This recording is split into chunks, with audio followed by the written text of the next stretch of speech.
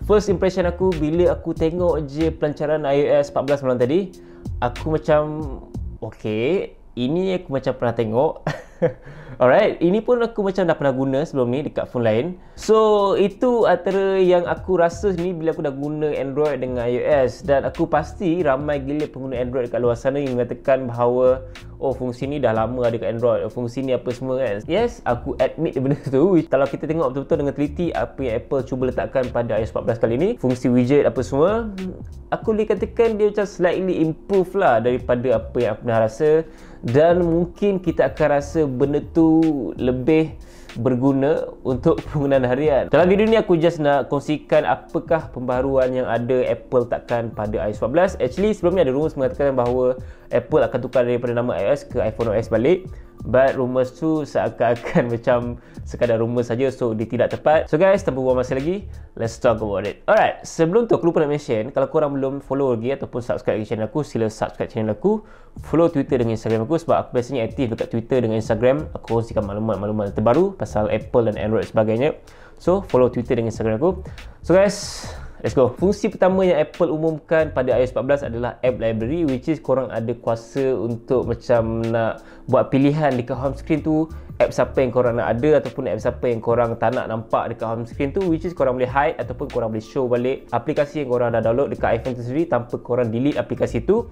And then korang just boleh macam tengok shortcut yang ada pada App Library tu, which is dia akan buat dalam folder khas menggunakan AI teknologi. So korang boleh nampak social, entertainment apa semua yang ada pada App Library. So itu something yang bagi aku lebih minimiskan lah aplikasi yang berlambak dekat home screen yang membuatkan dia macam nampak agak serabut. Mungkin aku akan utilize fungsi App Library ni memandangkan aku banyak gila aplikasi yang sometimes aku guna dan sometimes aku memang jarang guna. Fungsi kedua adalah fungsi widget, which is fungsi ni dah lama ada pada Windows Phone dengan Android phones. Dan finally sekarang ni ada pada iPhone selepas lebih 10 tahun baru Apple letakkan fungsi widget pada iPhone orang. Fungsi widget yang diletakkan pada iPhone kali ni nampak macam lebih different sikit lah, ada improvement lah daripada apa yang aku pernah rasa pada phone Android, which is korang ada fungsi Smart Stack, nama dia tak silap aku. And then korang boleh swipe untuk korang nak macam tengok kalender, tengok cuaca dan pelbagai lagi fungsi yang ada pada Smart Stack tu, dan pelbagai lagi benda-benda menarik yang korang boleh control melalui fungsi widget yang ada pada iPhone. It's kind of macam agak berterabur bila aku tengok fungsi widget yang ada pada iOS 14 yang baru ni. But aku rasa aku nak kena gunakan dulu sebab aku tengah download sekarang ni iOS 14 versi developer beta. So aku nak rasa dulu macam mana.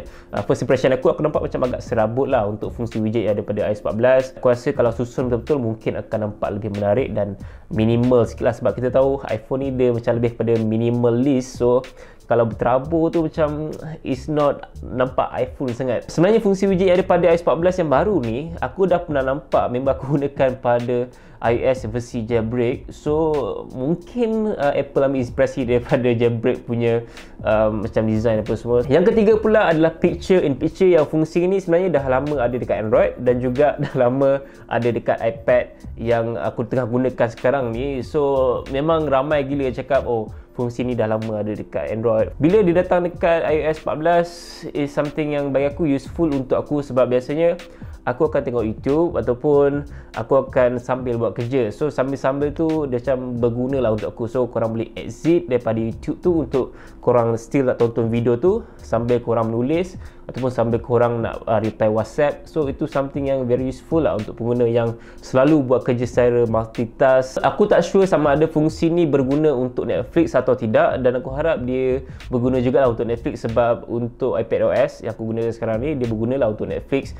Bila aku tengah layan video kat Netflix dan aku keluar untuk aku nak tengok Twitter apa semua, dia still boleh tonton ataupun still boleh paparkan video yang kecil dekat bahagian bawah tu, yang aku rasa macam okey lah kan. Keempat pula, Apple dah improvise fungsi yang ada pada Siri, which is Siri kali ni lebih smart.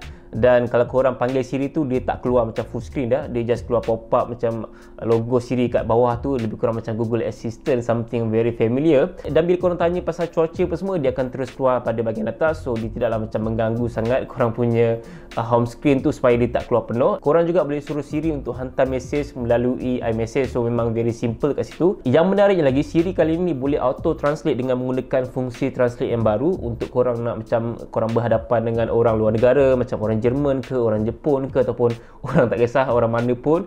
So korang ada fungsi yang korang boleh auto translate masa korang tengah bercakap dengan orang tu. So tak adalah macam bercakap antara ayam dengan itik kan, so tak faham. Dengan fungsi auto translate daripada Siri ni, dia very helpful lah kalau korang nak travel kat luar negara, ataupun korang nak bertanya dekat orang tu kat mana kawasan korang nak pergi, kat mana tempat-tempat semua, dalam bahasa yang berlainan antara korang dengan orang tu. Aku tak pasti macam ni ketepatan untuk dia membaca ataupun mendengar apa yang kita cakap tu untuk translate. Aku rasa aku nak kena gunakan sini macam mana fungsi yang ada pada Siri Translate ni. Nanti aku akan kongsikan insyaAllah. Seterusnya, kelima, Apple improvise fungsi messages yang ada pada iOS 14, which is korang boleh pinkan message mana ataupun kontak mana yang korang nak letakkan pada bahagian atas sekali. Lebih kurang macam fungsi yang ada pada WhatsApp lah. And then korang juga masa tengah conversation dengan kawan korang tu, korang boleh mention kawan korang yang lain, which is yang ada iMessage, untuk korang macam nak notifykan dia, so dia akan dapat notification yang korang mention dia. Lebih kurang macam WhatsApp punya function lah kan. Selain tu juga korang boleh message secara berkumpulan, which is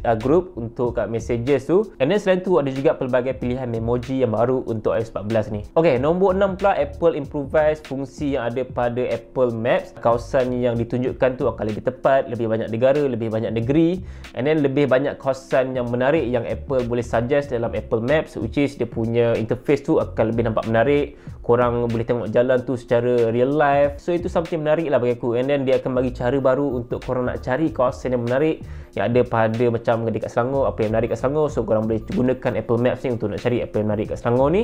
Dan juga Apple ada letakkan fungsi cycling direction, which is kalau korang seorang pengayuh basikal, Apple Maps adalah antara aplikasi yang aku rasa akan membantu korang untuk nak cari jalan tu, nak kayuh kat mana, tempat dia sesuai atau tidak, tempat ni ada tangga ke, tempat ni dilarang masuk ke apa semua. So cycling direction ni akan membantu korang, tapi tak banyak kawasan yang support lagi untuk cycling direction. Tak silap aku untuk US dengan Hong Kong, ataupun ada beberapa negara lain lagi lah. Tak semua negara lah, korang boleh check out dekat dia punya website. Selain tu, untuk pemandu kereta elektrik, Apple Maps dia akan bagi ataupun pointkan kawasan yang ada charger EV ataupun charger elektrik untuk memudahkan, ataupun dia akan tunjukkan sama ada charger ni sesuai untuk kereta korang atau tidak. So itu yang menariknya dengan Apple Maps. Yang ketujuh pula, fungsi CarPlay dipertingkatkan, which is ada pilihan aplikasi baru dengan interface ataupun wallpaper yang baru juga, yang menampakkan dia lebih nampak minimal dan dia nampak lebih cantik sedikit lah berbanding dengan CarPlay yang sebelum ni. Yang menariknya lagi untuk CarPlay yang baru ni, korang ada fungsi untuk jadikan iPhone tu sebagai kunci korang. Korang tak perlu bawa kunci, tapi buat saya sekarang ni macam ada kereta BMW 5 Series saja untuk 2020 punya 5 Series tu yang support untuk fungsi iPhone ni. Dan Apple mengatakan bahawa lebih banyak lagi kereta ke hadapan ni yang akan menyokong CarPlay, which is korang gunakan iPhone sebagai korang punya kunci keyless korang. Dan juga untuk iPhone tu korang boleh add family members korang untuk nak macam bagi dia boleh sokong kunci untuk kereta korang. So itu something yang menarik lah bagi aku. Okay, yang terakhir pula adalah fungsi app clips, which is korang tak perlu nak download aplikasi dengan saiz yang besar. Korang boleh download aplikasi secara instant kalau korang tak ada aplikasi tu dengan saiz bawah 10 MB saja. So dia tidak akan memakan ruang yang banyak pada iPhone korang, tapi korang ada aplikasi tu untuk korang nak gunakan fungsi. Ada contohlah macam korang nak gunakan skuter ataupun basikal, tapi korang tak ada aplikasi basikal dan skuter tu, korang just tap ataupun scan dia punya QR code ataupun app clips code dia tu. So dia akan auto detect aplikasi untuk basikal dengan skuter tu, untuk korang nak pilih untuk nak sewa skuter ataupun basikal tu dengan secara instant tanpa korang download ataupun tanpa korang nak register. Dengan aku rasa agak rumit lah kalau nak download dekat App Store dulu, lepas tu nak tunggu download lagi kalau tak ada internet apa semua, ataupun storage iPhone korang macam hampir penuh. So dia agak membantu dekat situ lah, in that situation lah. So itulah antara 8 major upgrade daripada iOS 13 ke iOS 14. Dan of course akan ada wallpaper yang baru untuk korang nak gunakan pada iOS 14 nanti. Ada juga minor upgrade yang korang boleh check it out nanti dekat iOS 14, dan insyaAllah aku akan kongsikan lebih lagi mengenai iOS 14 untuk next video nanti, sebab aku tengah tunggu aku punya download dan aku nak merasa sendiri apa yang bagus dan apa yang tak bagus. Actually untuk developer beta ni agak macam berani jugalah aku buat, sebab aku rasa akan ada bugs yang akan mengganggu sikit aku punya penggunaan harian. Tapi aku rasa aku okey je, sebab aku nak buat purposely untuk aku nak share dalam video nanti. Sorry, something yang aku forgot to mention, untuk iOS 14 ni dia menyokong daripada iPhone SE 2016 sampai iPhone yang terbaru, which is iPhone SE 2016, iPhone CS, CS Plus, 7, 7 Plus, 8 Plus semua boleh sokong iOS 14 ni. Dan kalau korang nak cuba iOS 14 antara yang terawal, korang boleh check dekat link description ataupun dekat komen. Aku akan tunjuk cara-cara untuk korang nak download dan gunakan iOS 14 ni. Tapi aku nak bagi amaran awal-awal, risiko sendiri sebab mungkin akan ada bugs dan mungkin akan ada fungsi yang macam pelik sedikit, crash apa semua. So itu korang kena tanggung sendiri kalau korang berani nak gunakan iOS 14 dalam masa terdekat ni.